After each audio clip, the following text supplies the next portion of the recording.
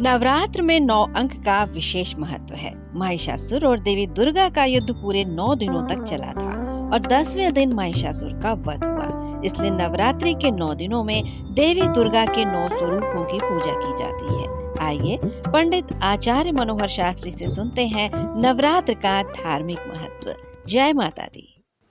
बोली जगदम्बे महारानी की जय। या देवी सर्वभूतेषु दयारूपेण संस्थिता नमस्तस्यै नमस्तस्यै नमस्तस्यै नमो नमः।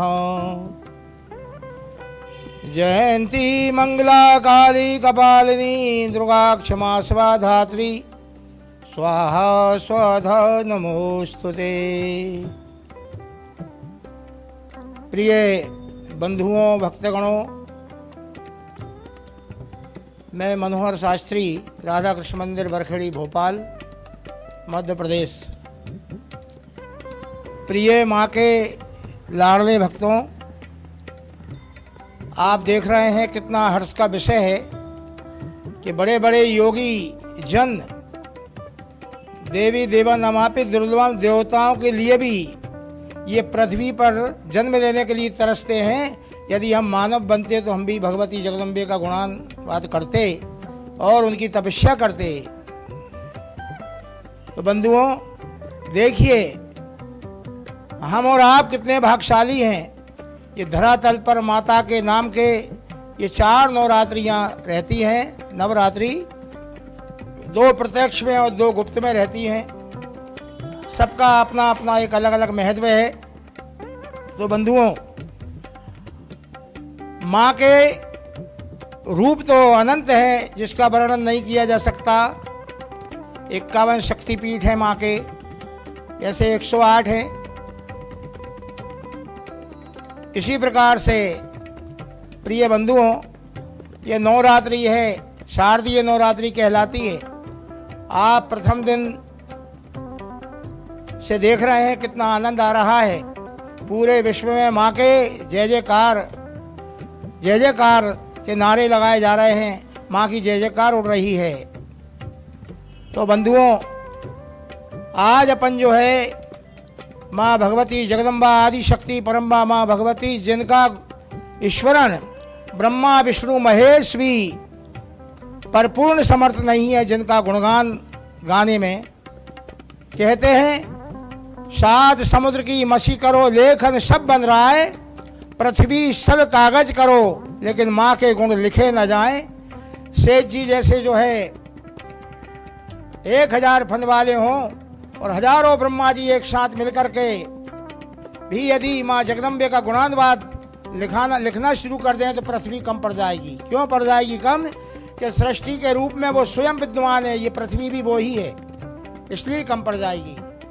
7 समुद्र की मसी करो, जो समुद्र हैं 7 समुद्र की स्याही बना ली जाए और पृथ्वी पर जितने जंगल हैं, जितने वृक्ष हैं, जो है उनकी शाखाओं की लेखनी बना ली जाए और 7 समुद्र की स्याही बना ली जाए बंधुओं, तो भी माँ के जो गुण हैं उनकी वंदना नहीं कर सकता, ना कोई लिख सकता है।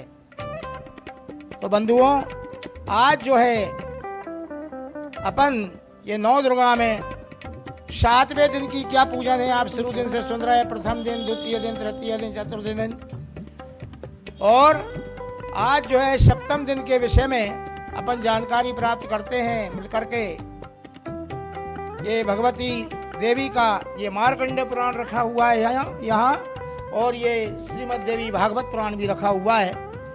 इसके अंदर भगवती महाकाली जो काल रात्रि है, आज की रात्रि में, आज के दिन में भगवती महाजगदम्बे काल रात्रि के नाम से पूजन किया जाता है। तो प्रातःकाल उठ करके स्नान ध्यान करके जो है संकल्प करना चाहिए कि माँ भगवती जगदम्बे महाकाल रात्रि, कालों की महाकाल, आप दुष्टों का संहार करने वाली, भक्तों की रक्षा करने वाली माँ, आपकी कृपा बनी रहे हम पर।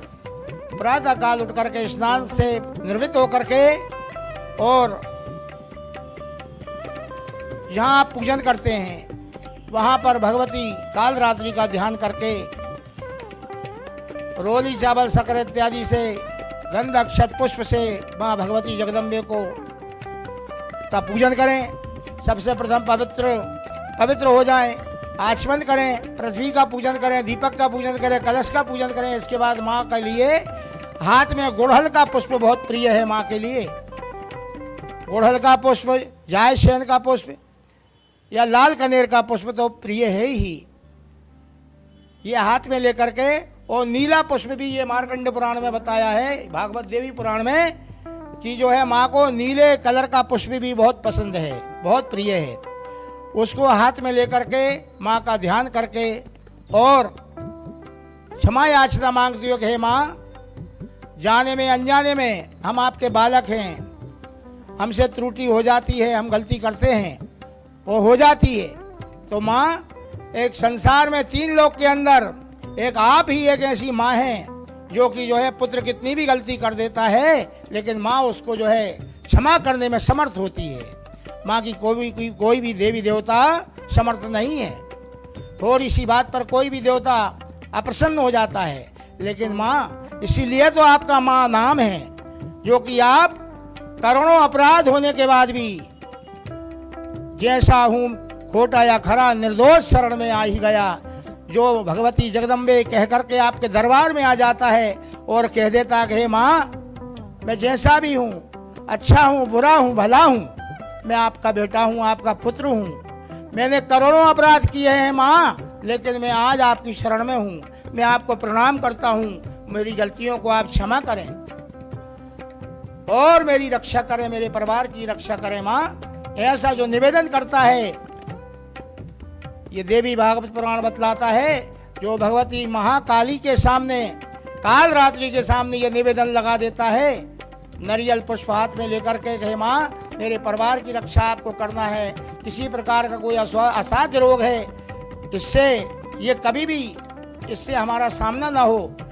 और ये भी बतला रहे हैं कि इतना भद्र पुरुष उस व्यक्ति को बना देती है माँ, जो बड़ा से बड़ा पापी भी होता है ना।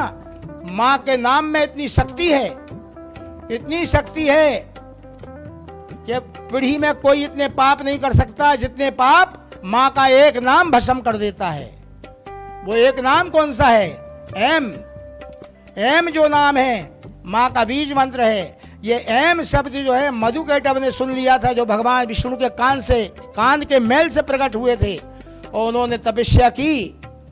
भगवान विष्णु ने वरदान दिया कि जाओ तपस्या करो। तपस्या की, माँ भगवती जगदम्बे प्रसन्न हो जाती हैं और उन्होंने कहा कि मधुकैटभ, मांगो, क्या मांगना चाहते हो? कि माँ, आप ये वरदान दीजिए, इच्छा मृत्यु वरदान दीजिए हमारे लिए। ठीक है, जब तुम्हारी इच्छा होगी तो अपने आप ही ये व्यवस्था बनेगी, बाकी कोई तुम्हें मार नहीं सकता। तुम स्वयं अपनी मुंह से कहोगे तो तुम्हारा संहार होगा। परिणाम ये निकला, ब्रह्मा विष्णु महेश सब परेशान हो जाते हैं उन मधुकैटभ से। अंत में भगवान विष्णु ने ये देवी पुराण के अंदर लिखा है, 5000 वर्ष तक मधुकैटभ से युद्ध किया, लेकिन बाद में पता चला कि माँ जगदम्बे का दिया हुआ ही आशीर्वाद है, तो ये जो है कैसे मर सकते हैं।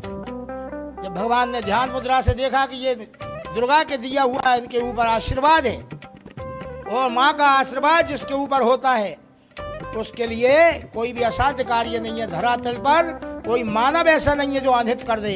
जो अनहित करता है उसका परिणाम वही होता है। जैसे सामने आप कोई भी चीज में कोई बाल वगैरह मारो, जो बोल रहती है, जितनी स्पीड से आप सामने मारोगे उससे कई हजार गुना स्पीड से वापस आ जाती है वही अपने तरफ। इसी प्रकार से कोई कालरात्रि का जो भक्त है, माँ का जो भक्त है, उसके प्रति बुरा करना तो बहुत बड़ी बात है। यदि विचार भी कर लिया तो समझ लेना कि अपने स्वयं के लिए अपन ये जो है व्यवस्था कर रहे हैं। तो बंधुओं, कहने का भाव ये है, माँ जगदम्बे ने प्रसन्न होकर के उनको वरदान दे दिया, पर भगवान विष्णु ने 5000 वर्ष तक माँ के नाम की महिमा बता रहा हूं मैं आपको, कि बड़े बड़े पापियों की भी कितनी उम्र तक जो है वो जी लेते हैं और जो है 3 लोक में उनका डंका ठुक जाता है। मधुकेटभ नाम के राक्षस थे। माँ की प्रार्थना करने पर उनको वरदान प्राप्त हुआ। भगवान विष्णु भी नहीं मार पाए। 5000 साल तक युद्ध चला। 5000 साल के बाद भगवान विष्णु ने कहा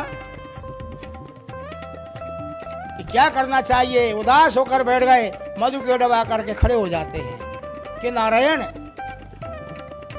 हम जो है बहुत प्रसन्न हैं। आप यदि कुछ वरदान दुनिया में देते हो, 3 लोगों में वरदान बांटते रहते हो, लेकिन आज हम इतने समर्थ हैं, ब्रह्मा के पद पे भी हम लोगों को यहाँ आसीन होना चाहिए और तुम भी कुछ नहीं हो। अगर तुम्हें कुछ चाहिए तो तुम मांग सकते हो।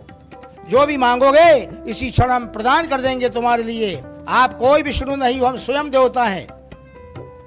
तो जो है मधुकेटभ ने जब ये कहा कि कुछ भी मांग लो, तो नारायण ने कहा, हे मधुकेटभ, यदि तुम प्रसन्न हो तो आप ये वरदान दो कि तुम किस प्रकार से मर सकते हो।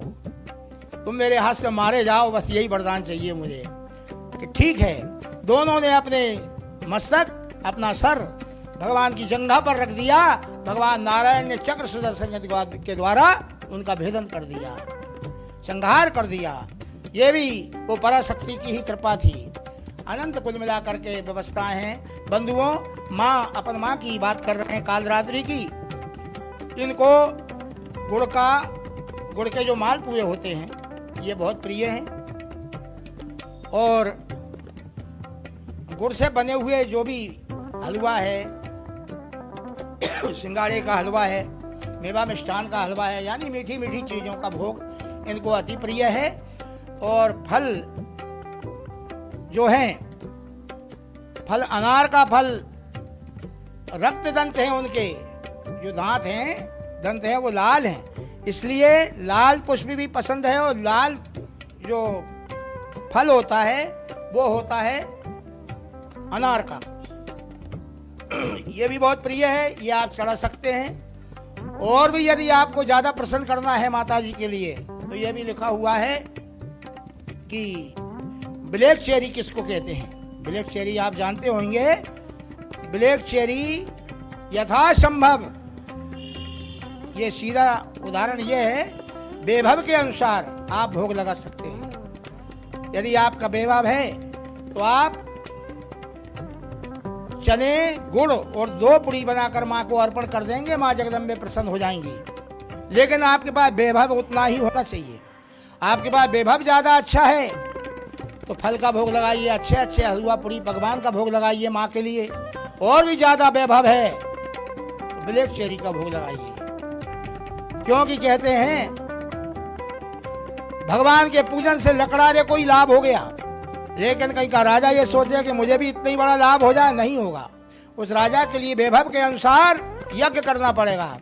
इसी प्रकार से माँ का भोग लगाने के लिए जो यथा वैभव, भगवती की दया के जो ज्यादा पात्र हैं, उनको विस्तार वाला पूजन करना पड़ेगा। विस्तार के सहित, विधि विधान के सहित, वैभव के हिसाब से उनको पूजन करना पड़ेगा। तो ही जो है उनको फल की प्राप्ति होगी। कौन से फल की प्राप्ति होगी? जो नहीं कर सकता है वो यदि उस पूजन को देख रहा है, जो संपत्तिशाली है वो व्यक्ति कर रहा है, और एक निर्धन व्यक्ति वहां बैठकर देख रहा है, उसके मन में यदि ये आ गया कि हे माँ, यदि तू संपत्तिशाली बनाती तो मैं भी जो है तुम्हारे पाठ करवाता, मैं भी ऐसे ही पूजन करता। अनंत माँ के जो है लेख हैं। तो बंधुओं, कुल मिलाकर के गुड़हल का पुष्प, नीले कलर का पुष्प, लाल पुष्प माँ को बहुत प्रिय है। और गुड़ चने का हलवा, बेसन का और गुड़ का ये हलवा बना करके या सिंगाड़े का हलवा बना करके माँ को अर्पण करना चाहिए। ऐसा करने से अकाल मृत्यु के भय से व्यक्ति मुक्त होता है। ये लिखा हुआ है इसके अंदर। अकाल मृत्यु के भय से मुक्त कर देती है माँ, और किसी भी प्रकार के संकट में पड़ा हुआ व्यक्ति, बंधन में पड़ा हुआ व्यक्ति मुक्त हो जाता है। और आवागमन के चक्र से भी रहित करने की क्षमता माँ कालरात्रि रखती है। इतना ही कहकर अपनी वाणी को मैं विराम दूंगा, क्योंकि समय का अभाव है। बोलिए जगदम्बे महारानी की जय। न फेक न लेट, देखते रहिए पीपल्स अपडेट।